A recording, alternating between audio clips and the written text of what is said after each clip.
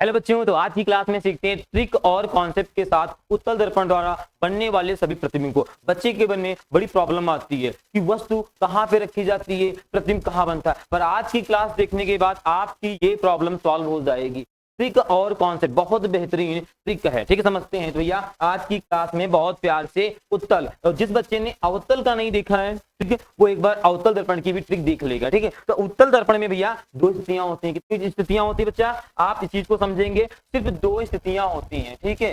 दो स्थितियां होती हैं, स्थितियां जहां पर हम लोग वस्तु को रखकर प्रतिबिंब को बनाते हैं, ठीक है। और एक बात और माइंड में नोट कर लीजिए भैया, वस्तु जो होती है, क्या नोट करेंगे बच्चा, क्या नोट करेंगे, नोट करेंगे जो वस्तु होती है बच्चा, वस्तु हमेशा हमेशा बाईं ओर, किधर, बाईं ओर रखी जाती है, ठीक।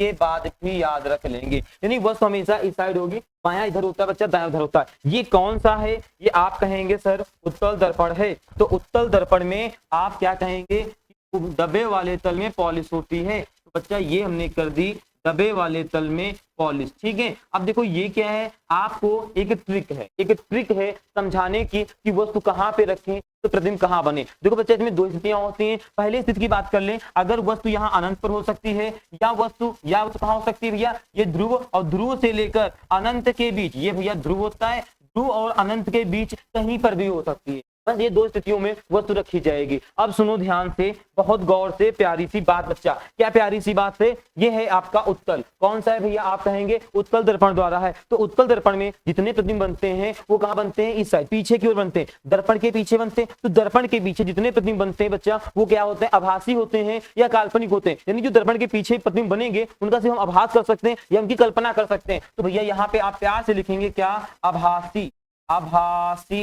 आभासी होंगे। और इसी का दूसरा नाम, आभासी को ये बोलते हैं काल्पनिक, आभासी को ही बोलते हैं काल्पनिक, ये पॉइंट नोट करेंगे। उसके बाद भैया आपने देखा होगा कैसे बनते हैं, सीधे होते हैं। कैसे होते हैं, सीधे होते हैं। तो और एक पॉइंट लिखेंगे, सीधे होते हैं भैया, ठीक है। और कैसे होते हैं, छोटे होते हैं, ठीक है। इसीलिए देखा होगा जब वो जो हमारी क्या होती है भैया, फोर व्हीलर होती है या टू व्हीलर होती है, उसमें जो साइड मिरर लगे होते हैं वो इसी के लगे होते हैं, इसलिए सीधा प्रतिबिंब बनाते हैं और साथ में छोटा बनाते हैं। इतनी सी बड़ी गाड़ियां होती हैं, इतनी बड़ी ट्रकें होती हैं, ठीक, उनका एक छोटा सा शीशा तुम्हारे जो बाइक में साइड में लगा होता है, उसमें वो पूरी जो है ट्रक दिख जाती है, ठीक। इसका मतलब है बड़ी वस्तु थी, छोटा प्रतिबिंब बना दिया, ठीक है। अब आ जाते हैं, ये पॉइंट नोट करेंगे, बस इन 3 पॉइंट को माइंड में फीड कर लेंगे, आपका काम हो गया, ठीक। अब समझिएगा, अगर वस्तु आपकी यहाँ पे रख दें, देखो सबसे पहले वस्तु कहाँ रख दें, अनंत पर। वस्तु को अगर हम अनंत पर रख दें तब क्या होगा, तो समझो पहले हमने कुछ यहाँ पर एक को एक से मिलाना है, नंबर मिला दिए ना, एक को एक से मिलाना है, दो को दो से मिलाना है, ठीक है। यानी आप यहाँ पे देखेंगे ये पोल होता है और ये वक्रता केंद्र होती है। पोल और वक्रता केंद्र के बीच में भैया क्या होता है, फोकस होता है, ठीक है। अब देखो यहाँ पे, अगर वस्तु आपकी अनंत पर है, बात को बहुत गहराई से सुनेंगे बच्चा, अगर वस्तु अनंत पर है तो आपका प्रतिबिंब कहाँ बनेगा, आप कहेंगे सर जी फोकस पर बनेगा। समझ में आया नहीं है, अगर वस्तु अनंत पर है तो प्रतिबिंब कहाँ बनेगा, आप कहेंगे फोकस पर बनेगा। एक जगह की हो गई। दूसरा पॉइंट सुनेंगे, अगर वस्तु आपकी कहाँ है, यहाँ कहाँ है भैया, ध्रुव और अनंत के बीच, यहाँ बच्चा कह सकते हैं अनंत व ध्रुव के बीच, यहाँ कहीं पर भी वस्तु होगी तो ये दो को दो से अगर मिलाएंगे तो हम कहाँ पहुंच जाएंगे, ध्रुव और फोकस के बीच। यानी हमारा प्रतिबिंब कहाँ बनेगा, ध्रुव और फोकस बीच में। वस्तु जब आपकी अनंत और ध्रुव के बीच में रखी जाएगी तो हमारा प्रतिबिंब बनेगा ध्रुव और फोकस के बीच बनेगा। बस ये दो पॉइंट है, बस इन्हें नोट करना है, ठीक है। अब देखो दोनों स्थितियों को आगे बहुत प्यार से समझते हैं बच्चा।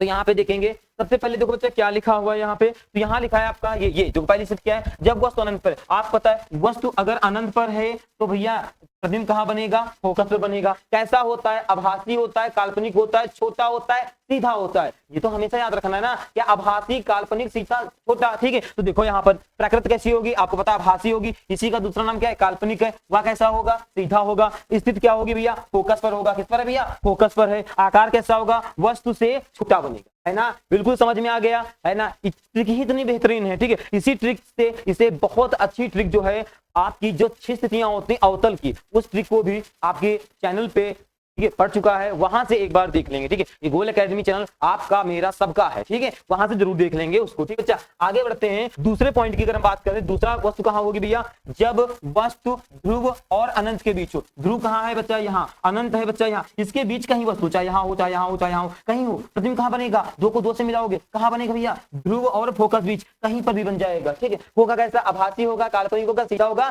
छोटा होगा। ठीक है, आ जाओ भैया, प्रकृति क्या होगी, आभासी होगा, उसी का दूसरा नाम भैया काल्पनिक हो गया, और क्या होगा, स्थिति कैसी होगी, ध्रुव व फोकस के बीच बनेगा, है ना, यही तो पॉइंट हमने बताया अभी, ध्रुव और फोकस के बीच बनेगा बच्चा। आकार की बात कर ले तो वस्तु से छोटा होगा। ठीक है, ये बात सबके माइंड में आ गई। ठीक है, ये थी आपका एक छोटा सा कॉन्सेप्ट, छोटी सी ट्रिक। इस ट्रिक से आपने सीखा होगा आज उत्तल दर्पण से प्रतिबिंब का बनना। लेकिन ये जो चित्र है, इस तरीके से आपको बोर्ड एग्जाम में चित्र नहीं बनाना है, ये सिर्फ ट्रिक थी कि प्रतिबिंब कहां बनता है। आपको कंप्लीट इसका वीडियो देखना है तो भैया वन शॉट इसकी क्लास आपके यूट्यूब पे पड़ी हुई है, वहां से आप इसकी वन शॉट देख लेंगे क्लास। ओके बेटा, आज इतना ही और जय हिंद।